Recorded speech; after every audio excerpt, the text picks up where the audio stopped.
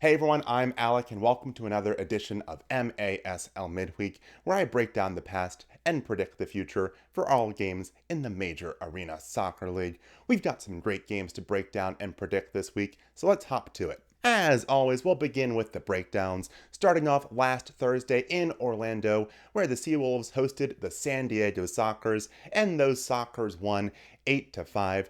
This game went about as expected. The Seawolves kept the game competitive for the first half, which we've seen them do before, but then the Sockers put the hammer down in the second. Then later that night in Kansas City, the Comets hosted the Harrisburg Heat in what is easily a contender for Game of the Year.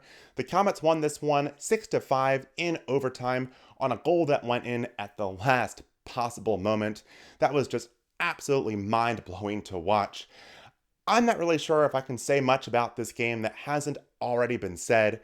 I do feel kind of bad for Harrisburg, especially considering I thought they had a few chances earlier on to put this one away, but Kansas City earned their way back into it, and this was one of those games where you could honestly say that no matter which side won, it would have felt like they deserved it. Moving on to Friday in a game that kind of caught me off guard. The Ontario Fury beat the visiting Mesquite Outlaws 7-0, and in the process of doing so, gave themselves a bit of a cushion over Mesquite in the Western Conference standings.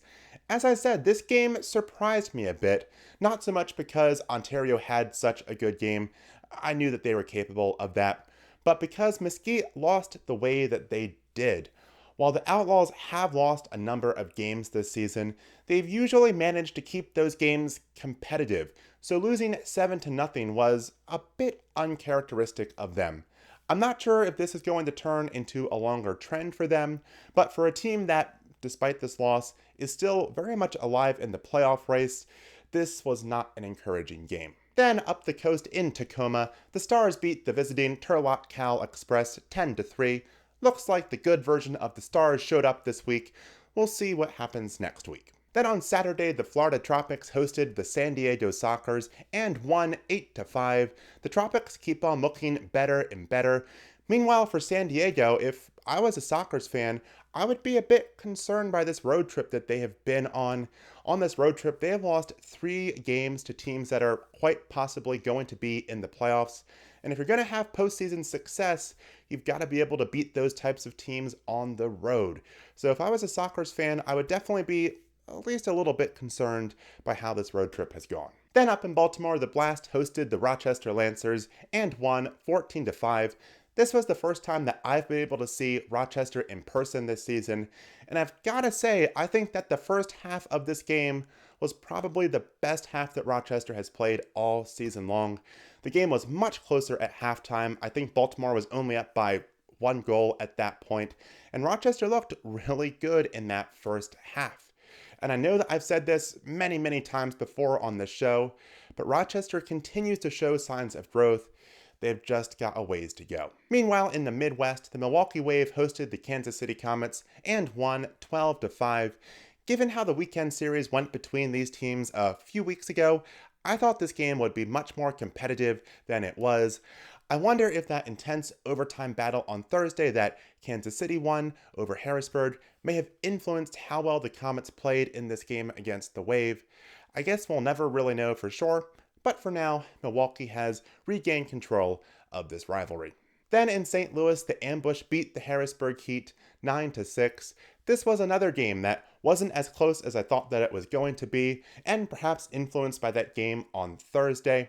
Regardless, this was a big step forward for St. Louis in what has become a very legitimate playoff run. Finally, for Saturday, Celeste Sonora beat the visiting Dallas Sidekicks 11-5.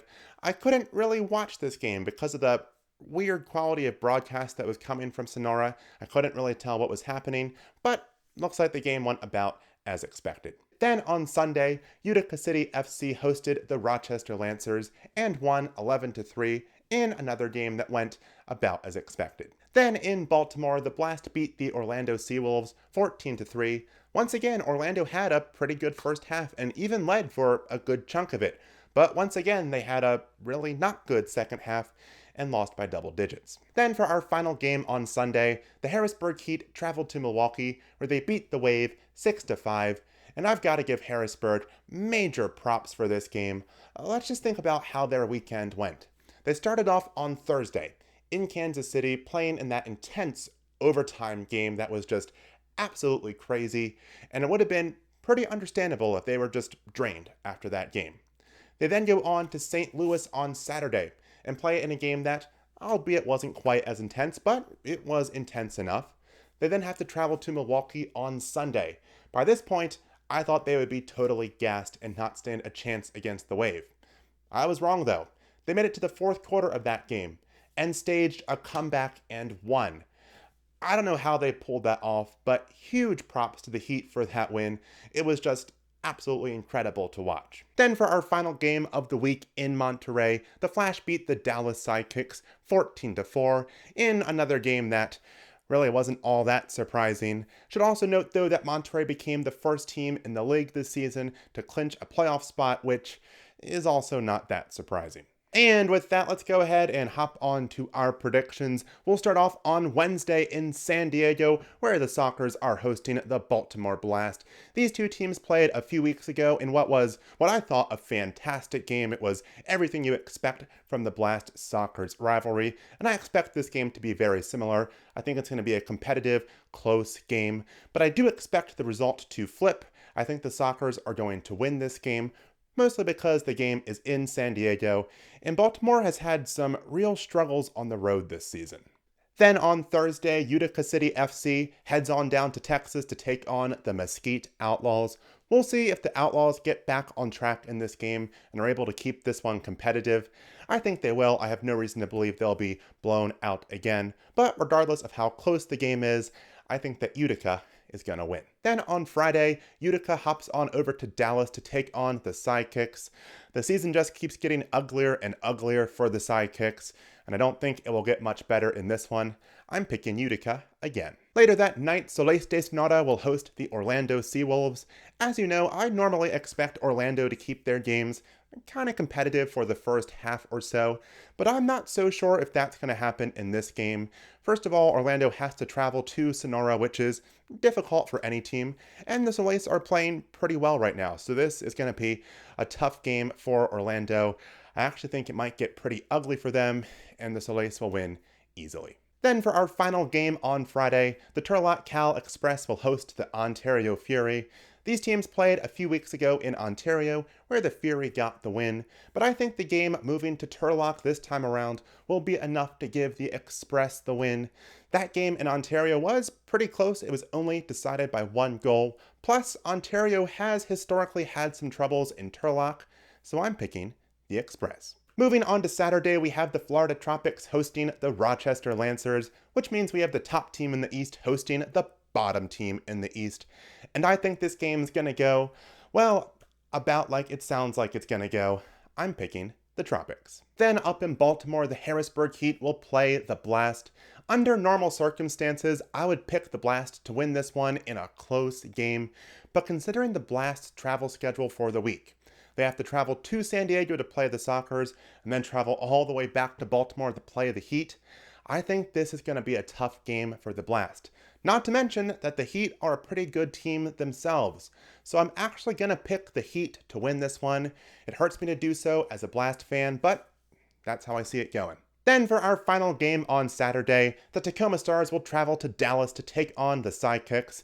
The Stars have an opportunity in this game to avenge their loss to Dallas a few weeks ago, and I think that they will. Since the last time these teams played, they have gone in pretty different directions. The Stars have, at least a little bit, gotten back on track. Meanwhile, the Sidekicks have continued to derail, so I think the Stars will get their revenge in this one and get the win. Moving on to Sunday, we have my game of the week, the St. Louis Ambush traveling to Kansas City to take on the Comets. These two teams are currently both very much alive in the Eastern Conference playoff race, and they are neck and neck in the standings, so this game could have huge implications. Not to mention that both squads have been playing pretty well as of late. As for the winner, I'm going to go with the team that I have loved so much this year, the St. Louis Ambush. I think they have been a little bit more consistent than the Comets have been, and as I've said so many times before, that refuse to die attitude that St. Louis has, I think it's just tough for other teams to match that, and I think it will help them out in this one. Later that day, the Tacoma Stars hop on over to Mesquite to take on the Outlaws. The last time the Stars played in Mesquite, they won fairly easily. The game wasn't a blowout by any means, but the Stars did still control most of that game, and I expect something similar to happen in this one. I am picking the Stars, but I think the game might be a little bit closer than it was last time, considering the Stars have to play the night before, but I still think they're gonna win. Finally, for Sunday, we've got another good one. We've got the Milwaukee Wave hosting the Florida Tropics. These are two of the top teams in the Eastern Conference, and this is the rubber match of the regular season series between these squads, so this game should be a lot of fun to watch. Despite this, I'm pretty confident that Milwaukee will win this game, not so much because I think the Wave are better than Florida. I actually kind of think the opposite is true, but the Tropics have to play the night before, and the Wave do not, and this game is in Milwaukee. So I think those factors working together will give the Wave the edge. Then on Monday, we have the San Diego Sockers traveling to Ontario to take on the Fury. The Fury are coming off what is probably one of their better games this season, but I'm still not convinced that they are good enough to beat the Sockers, so I'm going to go with what I feel like is the safe choice. Some people may disagree, and pick San Diego to win this game. But I'm going to keep my eye on this game very closely because I would not be surprised if Ontario walked away with the win. Then for our final game this week, we have Soles de Sonora visiting Flash de Monterrey. As they have with most of their series this year, the Flash have dominated this series, and I think that trend will continue in this game. I'm picking the Flash. And with that, I think we'll wrap up this edition of MASL Midweek. But make sure you come back next week for another new episode. In the meantime, make sure you like this video and subscribe to the channel, and I will see you next time.